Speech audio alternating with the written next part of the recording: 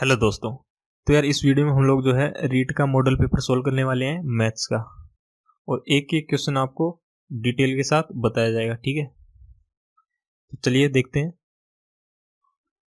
तो देखो, इसमें फर्स्ट क्वेश्चन हमें दिया गया है कि दो संख्याओं का गुणनफल जो है वो 120 है तथा उनके वर्गों का योग जो है वो 289 है। तो दोनों संख्याओं का योग कितना होगा?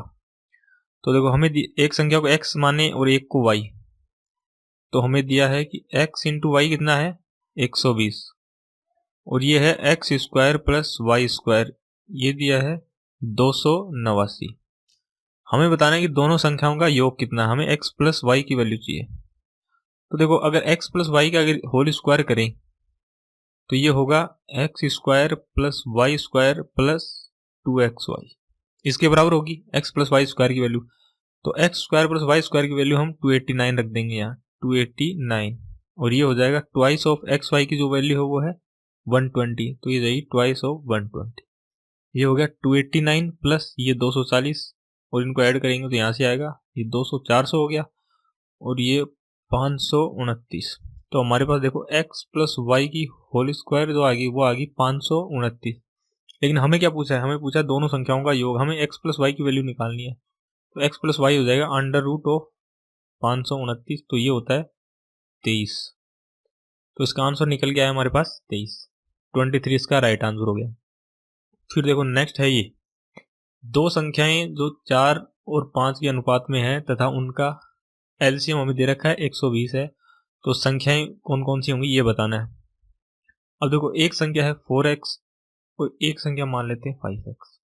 तो इनका जो एलसीएम होगा वो होगा ये, एलसीएम होगा 4 इंटू 5 और इंटू एक्स, क्योंकि जो कॉमन है, मान लो x कॉमन है, क्योंकि रेशियो में है तो कुछ ना कुछ मल्टीप्लाई होकर दोनों समान हो जाएंगी, तो x आएगा इनमें कॉमन। तो उसको हम एक ही बार लेते हैं कॉमन को, अगर एलसीएम निकालते हैं तो ये 4 इंटू 5 और ये आ गया कॉमन, ये कितना हो गया 5 चौक 20।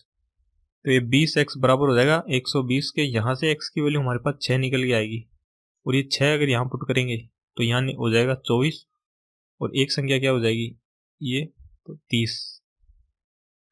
एक होगी 24 और एक होगी 30, तो पहला नंबर क्या हो जाएगा, इसका आंसर हो गया।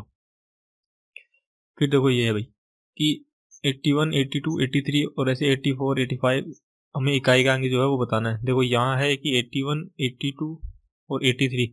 देखो यहाँ पे आएगा 85, और फिर जो है नेक्स्ट यहाँ पे 89।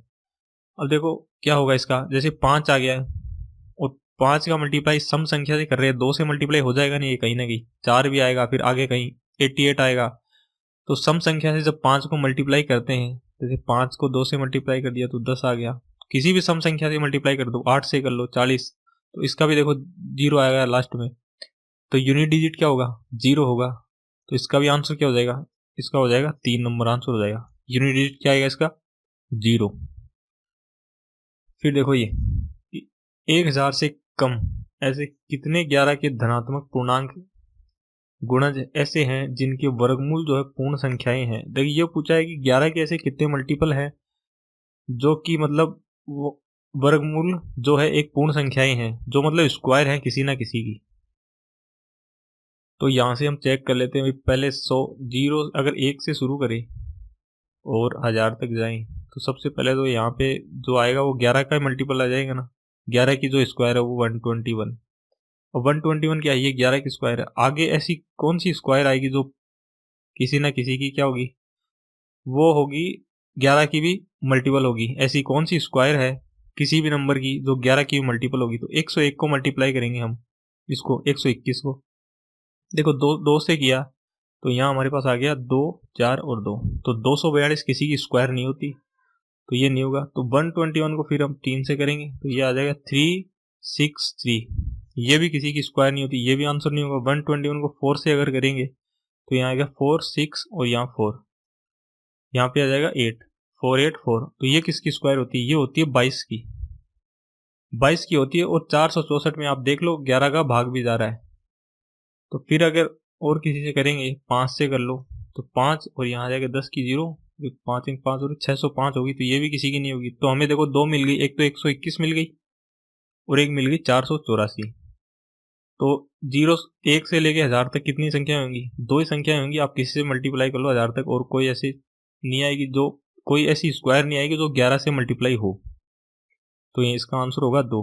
खाली 2 ही संख्याएं होंगी, एक तो 121 होगी और एक ये 22 की जो स्क्वायर होगी वो 1 और फिर जो है 33 की स्क्वायर आएगी वो 1000 से बाहर निकल जाएगी, तो वो तो वैसे नहीं होगी।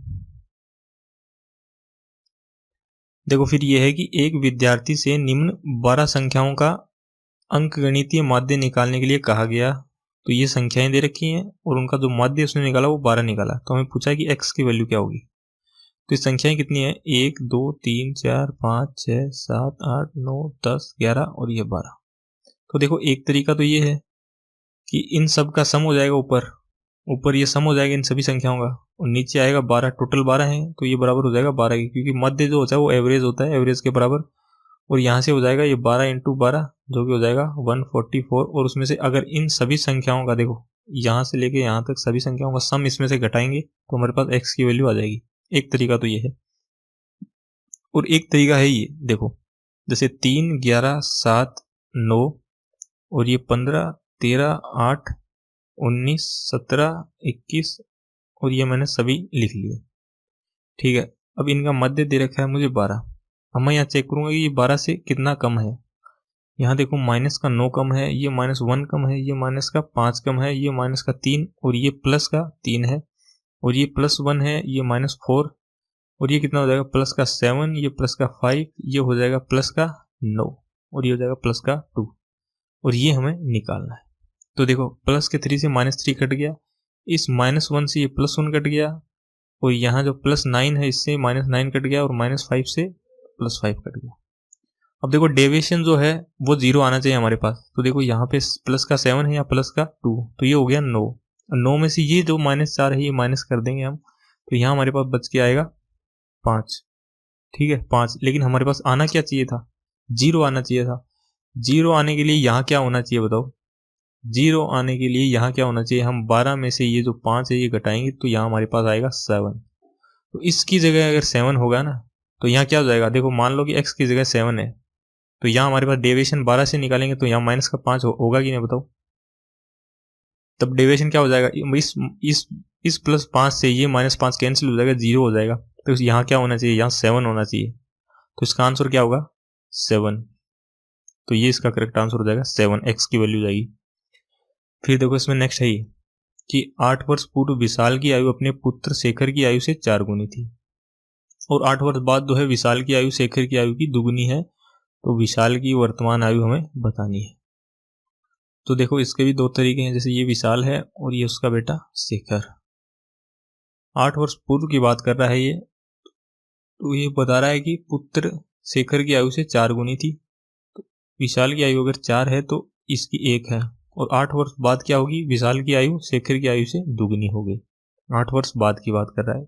ये मान लेता हूँ वर्तमान आयु यहाँ कहीं होगी, ये 8 वर्ष पहले की है और यह जो है 8 वर्ष बाद की है, और यहाँ ये बोल रहा है कि दुगनी होगी। तो अब देखो हमें निकालनी है विशाल की वर्तमान आयु। हम विशाल की ये वाली आयु निकाल लेते हैं पहले। तो इसका तरीका मैंने एक पहले वीडियो बताया, जो मॉडल पेपर 2 था उसमें भी एक ऐसा क्वेश्चन डाला था, तो उसमें बताया था कि ये 4 × इसको हम करेंगे, ये निकालेंगे सबसे पहले। तो 4 को मल्टीप्लाई करेंगे किससे? ये जो टोटल गैप है कितना हो जाएगा? ये 8 और 8 16 हो जाएंगे, क्योंकि ये 8 साल पहले की बात है और ये यहाँ से 8 साल बाद की बात है। तो टोटल कितना हो गया? 16 साल। और इसका इनका जो अंतर है उससे मल्टीप्लाई करेंगे 2 - 1, और फिर जो है ये अंतर जो आएगा देखो 4 × 1 और इधर आएगा 2 × 1, ये आएगा 2 से डिवाइड करेंगे तो इस 2 से ये 4 कटेगा, तो यहाँ आएगा 2 और ये 16 दूनी 32। तो विशाल की 8 साल पहले 32 थी। तो अब जो है इस 32 में क्या करूंगा मैं? ये वाला जो 8 है ये ऐड कर दूंगा इसमें, तो मेरे पास निकल के आएगी विशाल की 40 साल। ठीक है, तो विशाल कितने साल का है अभी? वो 40 साल का है। इसकी पूछे तो वो भी निकाल सकते हैं हम, ये 10 साल का हो जाएगा ना, और उसमें जो है 8 ऐड कर देंगे तो ये 18 साल का हो जाएगा वर्तमान में। ये यहाँ 4 की वैल्यू, सॉरी ये जो है इसकी अगर पूछे तो ये अब 8 साल पहले ये हो जाएगा 16 साल का। ठीक है, ये शेखर, लेकिन इसकी नहीं पूछी, विशाल की पूछी है तो ये 40 साल का। एक तो ये तरीका है, और एक ये देखो कि विशाल की हो गई आयु और ये शेखर जो उसका बेटा है, तो 8 साल पहले की बात कर रहे हैं। यहाँ हम लिख देंगे भाई 8x, वर्तमान आयु x मान लेता हूँ, तो x माइनस 8 और ये बराबर किसके है, ये उसके 4 गुना उसके बेटे के है y माइनस 8। मैंने पुत्र की अभी जो वर्तमान आयु है वो y मानी है, ठीक है। और एक इक्वेशन बन जाएगी 8 वर्ष बाद वाले से, तो ये हो गया x प्लस 8 और यहाँ हो जाएगी डबल, ठीक है, y प्लस 8। अब ये एक पहली इक्वेशन है, ये दूसरी इक्वेशन है, इन दोनों को सोल्व करेंगे तो यहाँ पे हम x की वैल्यू 40 आ जाएगी हमारे पास, ठीक है। तो ये दो तरीके हो गए इस सवाल को करने के, जो अच्छा लगे उससे करो, ठीक है। फिर जो है नेक्स्ट सवाल ये है, किसी विद्यालय में छात्रों और छात्राओं की जो संख्या का योग है वो 150 है। यदि छात्रों की संख्या x हो और छात्राओं की संख्या जो है विद्यार्थियों की कुल संख्या का x% हो, ठीक है, तो ये होगी बॉयज और ये होगी गर्ल्स, ठीक है। तो बॉयज प्लस गर्ल्स हमारे को दे रखे हैं 150 है, ये x है, तो गर्ल्स कितनी होंगी 150 का x%, ये हो गया 150 का x%, क्योंकि दे रखा है ना जो छात्राएं हैं वो विद्यार्थियों की कुल संख्या का x% है और ये जो है बॉयज x है, तो हमें बताने छात्र बॉयज कितने हैं, ठीक है। टोटल कैसे हो जाएगा x प्लस 150 का, ये हो गया x% और यहाँ टोटल कर देंगे इसको 150 के बराबर, तो यहाँ हमारे पास कितना हो जाएगा, ये 250, क्योंकि ये 100 इधर आएगा और 150 प्लस हो जाएगा तो 250x बराबर ये 100 इधर चला जाएगा, फिर 2 जीरो, ठीक है, 1 जीरो से 1 जीरो कट गया, 25 का भाग देंगे 150 में तो ये जाएगा 6 और 1 जीरो 28। तो बॉयज की वैल्यू कितनी आएगी, कितने लड़के हैं 60 लड़के हैं उस क्लास में, ठीक है। और गर्ल्स कितनी हो जाएंगी 150 में से 60 घटाएंगे हम तो हमारे पास 90 निकल के आएगा। फिर जो है नेक्स्ट क्वेश्चन है ये कि एक दुकानदार अपनी वस्तुओं के अंकित मूल्य पर 10% की जो है छूट देता है, फिर भी उसको 20% का लाभ अर्जित होता है, ठीक है। जिस वस्तु का अंकित मूल्य 500 है वह उसने कितने में खरीदी होगी, ये उसने पूछा है हमसे कि भाई जिसका 500 है उसने कितने में खरीदी होगी। तो ये बोला है कि भाई अंकित मूल्य पर 10% की छूट देता है। एक बात बताओ, 500 के ऊपर 10% की छूट देगा, ये 10% का डिस्काउंट दे दिया मैंने 500 पे, तो ये कितना हो गया 450। लेकिन 450 क्या होगी, ये होगी उसकी सेलिंग प्राइस, ये थी उसकी मार्क प्राइस, ठीक है, अंकित मूल्य, और ये हो गया उसने जिस पे बेचा है 450 पे। लेकिन ये बोला कि 450 पे जब बेच रहा है तो 20% का लाभ हो रहा है, तो 450 क्या है, किसी भी संख्या का क्या है 120% है, तो ये मैं मान लेता हूँ 120% हो गया। तो 1% की वैल्यू आ गई 450 डिवाइडेड बाई 120 और मुझे 100% की वैल्यू निकालनी है, तो इस जीरो से 1 जीरो कट गया, यहाँ ये हो गया 4500 और इसमें मैं भाग दे दूंगा भाई 12 का, ठीक है, तो 12 3 36 और यहाँ कितना बचेगा 5 4 9, ये जो है 90, तो 1208 से करेंगे तो यहाँ पे 84 और फिर यहाँ बचेगा 6 और ये 60 हो जाएगा, तो 12 पंजू 12 7 84 सॉरी, तो ये कितना होगा 375 जो है वो उसका क्या हो जाएगा जिसपे उसने खरीदा था कॉस्ट प्राइस, ठीक है। तो 375 हमारे पास क्या हो जाएगा आंसर हो जाएगा इसका 375, इसको ऐसे कर सकते हैं।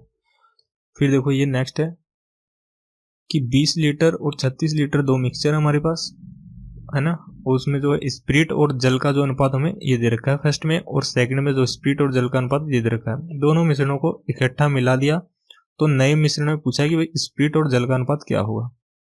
तो ये मिश्रण ए है भाई और ये बी, तो ये स्पिरिट को मैं एस लिख देता हूँ है ना, और जल को वाटर लिख देते हैं, ठीक है। ये स्पिरिट हो गया, ये इसमें बी में वाटर हो गया। तो ये जो है ये था 20 लीटर और ये था हमारे पास 36 लीटर। देखो 20 लीटर की वैल्यू कितनी दे रखी है हमें, यहाँ पे दे रखा है कि भाई 3 स्पिरिट है तो 7 क्या है जल, तो 7 और 3 10 10 हो गए, तो 10 की वैल्यू 20 है तो 1 की वैल्यू कितनी होगी, 1 की वैल्यू होगी 2, 3 की वैल्यू कितनी होगी, ये स्पिरिट 6 हो जाएगा, तो ये इसमें हो जाएगा 14 लीटर। ये फर्स्ट में आ गया भाई कि 6 लीटर तो इसमें क्या है स्पिरिट और 14 लीटर वाटर है। फिर हमें निकालना है भाई 36 की वैल्यू कितनी दे रखी है हमें, ये 7 और 5 12 की वैल्यू 36 दे रखी है, तो 1 की वैल्यू कितनी होगी 3, तो ये जाएगा 7 3 21, ठीक है। तो 21 लीटर क्या हो गया स्पिरिट और वाटर कितना हो गया 5 3 15, ठीक है। फिर इन दोनों मिक्सचर को मिला दिया, तो अब देखो मिला दिया तो कितना है स्पिरिट यहाँ 6 था यहाँ 21, तो देखो 21 और ये 6 मिल जाएगा और इसका रेशियो आएगा इस 14 के और 15 के साथ में, ठीक है। तो 14 प्लस 15 ये हो गया अभी 27 और ये कितना हो जाएगा 29, तो इस रेशियो में जो है स्पिरिट और वाटर रहेंगे नए मिक्सचर में, ठीक है। तो ये इसका आंसर हो गया थर्ड। फिर देखो इसमें नेक्स्ट ये है कि हेमंत ने जो है 50,000 रुपए का निवेश एक व्यापार में प्रारंभ किया, निवेश करके कोई व्यापार प्रारंभ किया, 8 माह बाद जो है संदीप उसमें 70,000 रुपये लगाकर जुड़ गया। फिर पूछा कि व्यापार में शामिल हो गया, तो ये पूछा रहा है कि भाई 3 महीने बाद इसके लाभ का जो बंटवारा होगा ना, वो किस अनुपात में होगा लाभ का बंटवारा। देखो ये हेमंत हो गया और ये हो गया, ये कौन था, संदीप, ये हो गया संदीप, ठीक है। तो लाभ का बंटवारा होगा भाई कितने रुपए लगाए और कितने दिनों के लिए लगाए, कितने दिन मतलब कितने महीनों के लिए लगाए या कितने साल के लिए लगाए। तो लाभ का बंटवारा इस रेशियो में होगा। अब देखो पूरा नहीं लिखेंगे इसको, जैसे 50,000 यहाँ है और यहाँ 70,000 है, तो 5 और 7 लिख सकते हैं, क्योंकि ये जो 4 जीरो है रेशियो में आएंगी तो दोनों तरफ कट जाएंगी, तो यहाँ 5 ही लिख लेता हूँ मैं। अब हेमंत ये पूछ रहा है कि भाई 3 साल बाद, तो हेमंत के रुपए कितने साल लगे रहे बताओ, 3 साल में महीने कितने हो गए, 12 36, तो इसके रुपए 36 महीने तक लगे रहे। रेशियो हमको निकालना है हमें लाभ का, तो इसी रेशियो में बटेगा, तो यहाँ है 7 और इसके रुपए देखो इसने 8 माह बाद लगाए, 8 महीने बाद, तो 36 में से अगर 8 महीने निकाल दिए जाएंगे तो हमारे पास कितना बचेगा, 28। तो अब देखो इसको हम सोल्व करेंगे, जहाँ 28 में 4 से कट जाएगा ये 7 बार, और ये 4 से कटेगा 9 बार, तो 9 पंजू 45, और यहाँ कितना 7 7 49। तो इस रेशियो में क्या बचेगा, बटेगा उनका प्रॉफिट जो होगा वो इस रेशियो में बटेगा। इसका मतलब ये है कि अगर इसको 45 रुपये मिलेंगे तो इसको 49 रुपये मिलेंगे, ठीक है। तो ये इसका आंसर हो गया फर्स्ट। देखो जिस रेशियो जो पैसे लगाएगा और कितने टाइम के लिए लगाएगा उसमें बटेगा उनका प्रॉफिट। फिर हमारे पास नेक्स्ट है ये कि बी और सी जो है किसी काम को 12 दिन में पूरा करते हैं, और सी और ए जो है वो 8 दिन में पूरा कर सकते हैं। तीनों मिलकर 6 दिन में कर सकते हैं, और ए और बी मिलकर उस काम को कितने दिन में पूरा कर सकते हैं, ये हमसे पूछा है। तो देखो एक तो ये एलसीएम मेथड है कि 12, 8 और जो है 6 का हम एलसीएम ले लेंगे, तो हमें पता है कि भाई 48 आएगा, वो है ना 24 आएगा, सॉरी 24 ले सकते हैं हम। तो बी प्लस सी क्या हो जाएगा, बी प्लस सी जो है अगर टोटल वर्क देखो बी प्लस सी 12 कर रहे हैं और सी प्लस ए जो है वो 8 ही दिन में कर देता है, और ए प्लस बी प्लस सी जो 6 दिन में कर रहे हैं, इन तीनों का एलसीएम मैंने ले लिया भाई 24, ठीक है। 24 वो संख्या है जिसमें इन तीनों का भाग जा रहा है। तो मेरे पास क्या आएगा, अगर 24 में 12 का भाग दूंगा तो यहाँ आएगा 2, मतलब कि बी प्लस सी वर्क कितना कर रहे हैं, एक दिन में 2 काम कर रहे हैं, और वहीं जो है सी प्लस ए कितना काम करेगा, 8 का भाग 2 है उसमें, तो 3 काम करेंगे, ठीक है। और ए प्लस बी प्लस सी कितना काम करेंगे, 4 काम करेंगे। अब देखो अगर इस इक्वेशन में मैं बी प्लस सी की वैल्यू रख दूं 2, तो मेरे पास ए की वैल्यू निकल के कितनी आएगी, 2, मतलब कि ए काम करेगा 2। और इस इक्वेशन में अगर सी प्लस ए की वैल्यू रख दूं 3, ये देखो सी बी ए की वैल्यू 3, तो बी की वैल्यू कितनी आएगी, बी की वैल्यू आएगी मेरे पास 1, है ना। और हमसे क्या पूछा है, हमसे पूछा है भाई ए और बी मिलकर कितने दिनों में करेंगे, तो ए और बी काम कितना करते हैं, 3 काम करते हैं, और 24 काम कराना है, तो 3 से डिवाइड करो तो 8 दिन लगाएंगे, ठीक है। तो 8 डेज क्या हो जाएगा, इसका आंसर हो जाएगा। फिर हमारे पास है ये कि एक पुरुष एक स्त्री और एक लड़का मिलकर एक काम को 3 दिनों में पूरा कर सकते हैं। यदि एक पुरुष अकेला उसको करे तो 6 दिन में कर देगा, और एक लड़का अकेला करे तो 18 दिन में कर देगा। तो एक स्त्री अकेली उस काम को जो है कितने दिन में कर सकती है, ये पूछा है। देखो पुरुष को मैं मैन लिख देता हूँ ना, और स्त्री को वुमेन, और ये बॉय लिख देता हूँ। ये मिलके कर रहे हैं किसी काम को 3 दिन में, और जो मैन है वो कर रहा है 6 दिन में, और जो बॉय है जो लड़का है वो कर रहा है उसको 18 दिन में, ठीक है। तो इन तीनों को भी एलसीएम से करेंगे इस सवाल को भी, तो यहाँ हमारे पास एलसीएम आ जाएगा 18, ठीक है। तो मैन प्लस वीमेन प्लस ये बॉय जो है एक दिन में कितना काम करेंगे भाई, 6 काम करेंगे। मैन एक दिन में कितना करेगा, 6 को डिवाइड करेंगे, काम करेगा 3, और जो बॉय है वो एक ही काम करेगा, 18 को 18 से डिवाइड करेंगे तो, है ना। हमें पूछा है कि वो वीमेन कितना काम कर लेती है, तो देखो मैन की वैल्यू आ गई, बॉय की वैल्यू आ गई, इसमें रख दो, इसमें ये जो इक्वेशन है ना इसमें रख देंगे हम। ये मैन की जगह तो 3 लिख देंगे, और डब्ल्यू की बी की जगह 1 लिख देंगे। तो देखो जो ये है सॉरी वीमेन की जो वैल्यू आएगी वो आएगी 6 माइनस 4, ठीक है। ये 3 और 1 4 हो जाएगा, तो वीमेन कितना काम करेगी, 2 काम करेगी। तो एक दिन में 2 काम करेगी तो 18 दिन, तो ये जो 18 काम है ये कितने दिन में कर लेगी, ये 9 दिन में कर लेगी। तो 9 क्या हो जाएगा, इसका आंसर हो गया। फिर जो है नेक्स्ट कि दो नल हैं ए और बी, एक टंकी को क्रम से 15 मिनट 12 मिनट में भर सकते हैं, और जो तीसरा नल सी है वो भरी टंकी को 6 मिनट में खाली कर सकता है।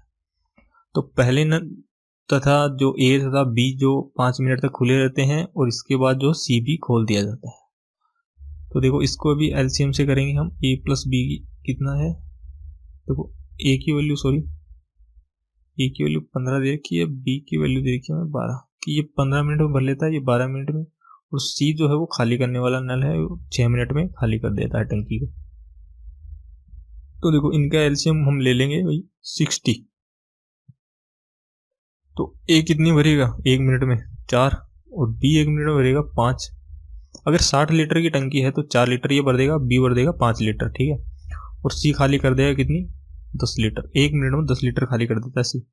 अब इसने पूछा है कि भाई पहले ए तथा बी 5 मिनट तक चालू रहे। तो देखो अब 5 और 4 9 हम जोड़ देंगे, है ना। 1 मिनट में कितना भरेंगे, ये 5 भरेगा, ये 5 भरेगा, और ये 4, तो 9 भरेंगे, और इसको मल्टीप्लाई कर देंगे हम भाई 5 से, कि 5 मिनट में कितना भरेंगे। तो यहाँ से 5 4 9, और ये हो जाएगा, तो 45 लीटर तो टंकी भर चुकी है। अब सी खोल दिया हमने। अब देखो 5 और 4 9 तो ये हो गए थे, ये 5 और 4 9 प्लस ये, लेकिन ये खाली करने वाला है, तो 9 माइनस 10 अगर करेंगे तो माइनस का 1 आएगा। माइनस का 1 का मतलब है कि अब टंकी भरेगी नहीं, हर मिनट में 1 लीटर खाली होगी। मतलब 45 लीटर जो भरी थी वो हर मिनट में अगर 1 लीटर खाली हो रही है तो कितने मिनट में खाली हो जाएगी, वो 45 मिनट में पूरी टंकी खाली हो जाएगी, तीसरा नल खोलते ही, ठीक है। तो 45 जो है ना वो आंसर होगा इसका।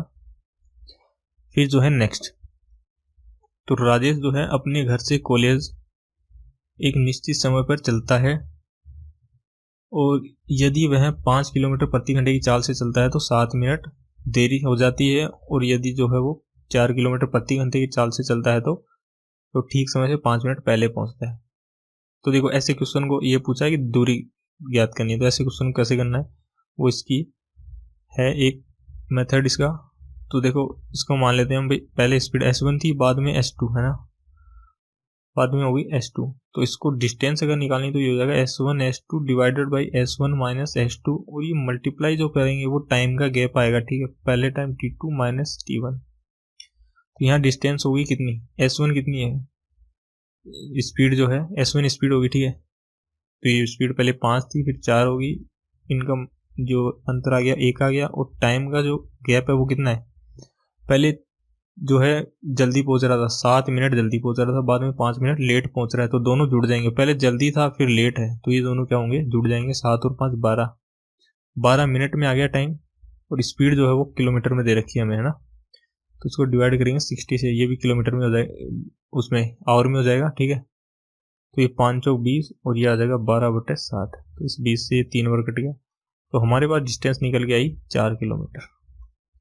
कितनी दूर है उसका ऑफिस कॉलेज, तो वो 4 किलोमीटर दूर है, तो इसका आंसर ये होगा ना, 3 नंबर इसका आंसर हो जाएगा 4 किलोमीटर। फिर हम देखते हैं भैया कि एक व्यक्ति 5800 रुपये की कुछ भाग को 4% पे, और जो है 6% ब्याज पर कुछ भाग को 6% पे जमा कराता है बैंक में। तो वर्ष के अंत में जो है 292 रुपये उसको मिलते हैं। तो पूछा कि भाई 4% पे कितना धन जमा कराए। 4% ये हो गया, और ये होगा 6%। मैं मान लेता हूँ कि इस पे x किराया होगा, और इस पे 5800 माइनस x किराया होगा, है ना। इस पे मिला है हमें 4%, और इस पे मिला है 6%, ठीक है। तो x का 4% हो गया ये, प्लस 5800 माइनस x, और इसका जो है 6% हो गया ये, और ये टोटल है 292 के बराबर। इसको हम निकाल लेंगे, ये हो गया 4x प्लस ये हो गया 5800 इंटू 6, और ये माइनस का 6 है, और ये बराबर 100 इधर चला जाएगा, ठीक है। 292 और ये W, और ये संख्या इधर आ जाएगी, और ये जो है इन दोनों से क्या बन जाएगा, माइनस का 2x इधर जाएगा, तो प्लस का 2x, और ये जो है 5800 इंटू 6 में से ये जो 29,200 है ये माइनस होगा। तो यहाँ देखो कितना बचेगा, यहाँ बचेगा भाई 8 छंगे 48 का 8, 4 आ गया, तो 5 चौक 20, ये हो गया 5 छंगे 30, और ये हो गया 34,800, ठीक है। और ये हो गया 29,200, और इन दोनों को हम माइनस करेंगे तो कितना बचेगा, ये 2 जीरो एडिट, और 8 में से 6 गए, 2 गए तो 6, और ये 14 में से 9 गए तो यहाँ बच जाएगा हमारे पास 5। ठीक है 5600 आ गया, तो x की वैल्यू आ जाएगी 2800, और x क्या था 4% पे धन जो उसने जमा कराया, और ये हमसे पूछा है कि भाई 4% पे कितना धन जमा कराया, तो ये 2800 रुपये उसने जमा कराए, ठीक है। और अगर ये पूछता तो 2800 इसमें घटा देते, ठीक है। फिर जो है नेक्स्ट ये है कि किसी गोल पहिए की त्रिज्या हमें दे रखी है, रेडियस 1.75 मीटर है और 11 किलोमीटर की दूरी वो तय करता है, तो इसके द्वारा लगाए जाने वाले चक्कर की संख्या कितनी होगी। चक्कर पूछा है कितने लगाएगा, तो देखो ये पहिया है,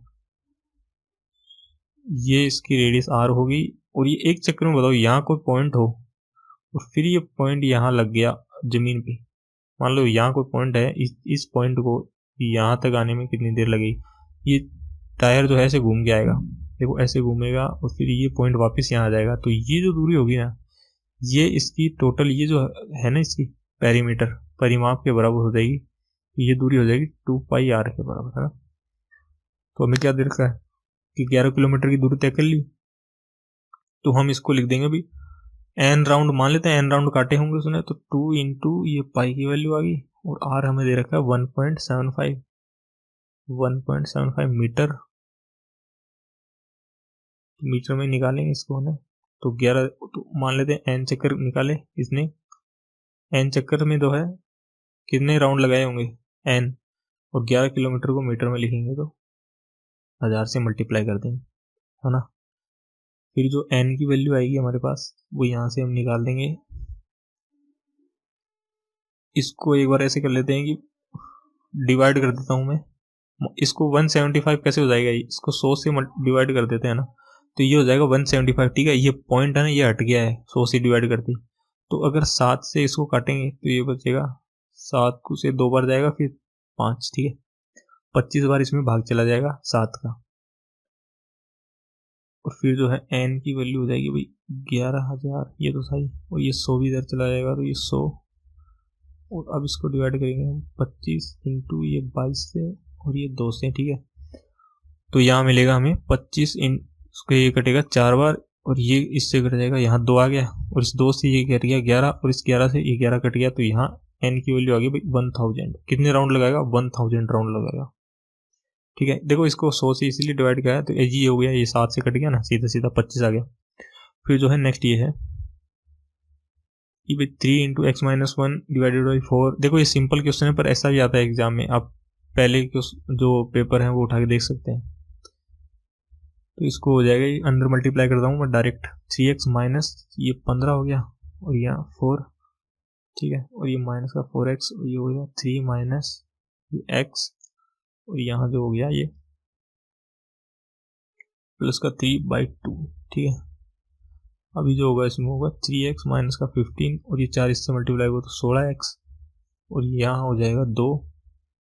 देखो इस 2 से ये 2 कट गया, डायरेक्ट काट रहा हूँ मैं इसको, है ना, क्योंकि ये यहाँ मल्टीप्लाई होगा फिर डायरेक्ट नीचे आएगा, 2 से ये 4 कटेगा तो 2 बार जाएगा, यहाँ कितना हो जाएगा 6 माइनस एक्स प्लस 3, ठीक है। और अब ये 2 इधर चला जाएगा, ये हो जाएगा 3x माइनस 15 माइनस 16x बराबर, ये हो जाएगा 12 माइनस 2x प्लस, और ये कितना हो जाएगा 6। अब यहाँ कितना बचेगा, यहाँ देखो, यहाँ बचेगा माइनस का 13x, और ये जो हम इधर ले आऊँगा 2x, और इधर 12 प्लस 6, और ये 15, देखो माइनस का इधर जाएगा प्लस का हो जाएगा, यहाँ कितना बचेगा हमारे पास, यहाँ बचेगा हमारे पास माइनस का 11x, ठीक है। और ये कितना हो जाएगा 12 और 6 18, 18 और 10 हो गया 28, और 28 और ये 5 हो गया 33, ठीक है। तो x की जो वैल्यू आएगी ना वो 33 बाई ये माइनस में आएगी, ठीक है, ये माइनस का 3 वैल्यू आएगी इसकी, तो ये 3 नंबर है ना, ये आंसर होगा इसका। फिर जो है नेक्स्ट ये एक समकोण त्रिभुज दे रखा है 90 डिग्री राइट एंगल ट्राइंगल, ठीक है। एक्स वाई जेड जो y पे समकोण है, और एक्स वाई की जो वैल्यू दे रखी है 2√6 है, और x z minus y z की वैल्यू क्या दे रखी है 2, और sec x प्लस 10x की वैल्यू हमें निकालनी है। तो ये वो ट्राइंगल मान लो एक बार, ये x है हमारे पास, ये y है और ये z है ना। तो एक्स वाई की वैल्यू क्या है, ये होगी 2√6, और भाई ये देखो ये m मान लेता हूँ मैं, ये n मान लेता हूँ एक बार के लिए। तो जो एक्स जेड और जो मेरे पास है वो दे रखा है m माइनस n की वैल्यू 2 दे रखी है ना, क्योंकि ये वैल्यू क्या है, ये एक्स जेड है और ये माइनस हुआ वाई जेड है, तो ये 2 दे रखी है। मुझे निकालनी ये sec x plus ten x, sec x plus ten x. देखो x ये है ना, ये वाला एंगल जो है x डिग्री है। अब देखो sec x क्या होता है, sec x होता है cos x का उल्टा। इसका cos क्या होगा, इसका cos होगा 2√6 अपॉन m, है ना। तो sec x क्या हो जाएगा, m अपॉन 2√6। और tan x क्या होगा, इसका tan x होगा ये वाली साइड अपॉन ये वाली साइड, ठीक है, क्योंकि ये हाइट हो जाएगी, ये बेस हो गया। x को अगर एंगल सपोज करेंगे तो ये n अपॉन ये 2√6 होगा, ठीक है। तो इसमें अगर हम 2√6 यहाँ ले लें एलसीएम, तो यहाँ बचेगा m प्लस n। तो कुल मिला के हमें m प्लस n की वैल्यू जो है निकालनी है ना। तो एक इक्वेशन हमारे पास ये है, अब एक इक्वेशन हमें और चाहिए इसकी वैल्यू निकालने के लिए। तो वो कैसे मिलेगी, पाइथागोरस थ्योरम से। पाइथागोरस थ्योरम हम क्या कहते हैं कि भाई ये देखो कि इसकी स्क्वायर प्लस इसकी स्क्वायर बराबर ये है ना। 2√6 स्क्वायर क्या होगी, इसकी होगी 4 और ये 6 से मल्टीप्लाई करेंगे 24 प्लस n स्क्वायर और ये बराबर हो जाएगा अभी m स्क्वायर, ठीक है। तो m square minus n square हो गया मेरे पास 24। अभी ये देखो a square minus b square हो गया ना, तो a plus b a minus b मैं लिख सकता हूँ। तो m प्लस n और यहाँ हो गया m माइनस n, तो इसकी वैल्यू मेरे पास आ गई 24। m माइनस n की वैल्यू मेरे पास 2 है, तो m प्लस n की वैल्यू मेरे पास क्या निकल के आएगी भाई, इसकी आएगी 12। तो इस 12 को मैं यहाँ रख दूंगा, ठीक है, इस 12 को ले जाके यहाँ रख दिया मैंने। तो 12 डिवाइडेड बाई 2√6 और ये 2 से कटा 6 बार, और इस 6 को क्या लिख सकता हूँ, √6 इंटू √6, नीचे √6 आई, एक √6 से एक √6 कटेगा और वैल्यू मेरे पास आएगी √6, ठीक है। तो ये जो है सेकंड, ये आंसर हो जाएगा। ये जो दो इक्वेशन है ना, ये हमें बनानी पड़ेंगी, ठीक है।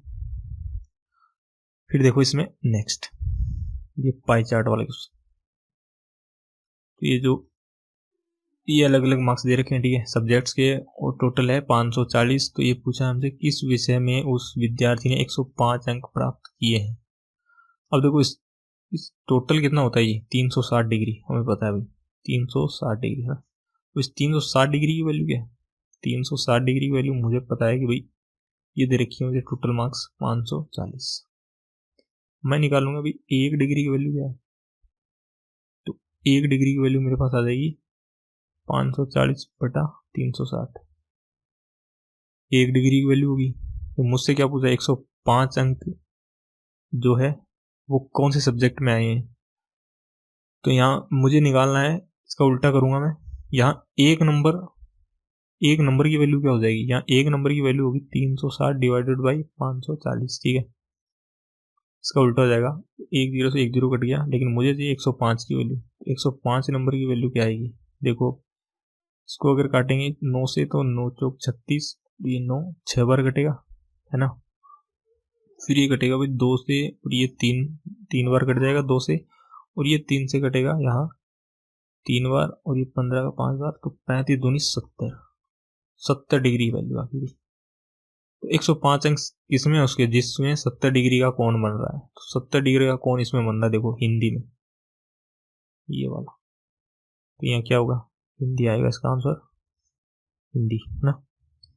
फिर देखो नेक्स्ट ये है कि एक विद्यार्थी के जो है गणित में हिंदी से कितने अधिक मार्क्स प्राप्त किए हैं। तो गणित कहाँ गया, ये रहा 90 है और यहाँ है 70। तो 90 डिग्री माइनस 70 डायरेक्ट कर सकते हैं, यहाँ हो गया 20 डिग्री।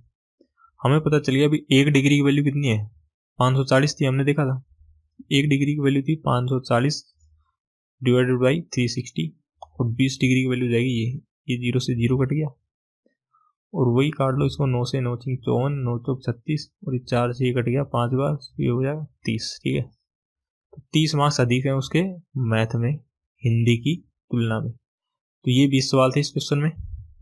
Thank you.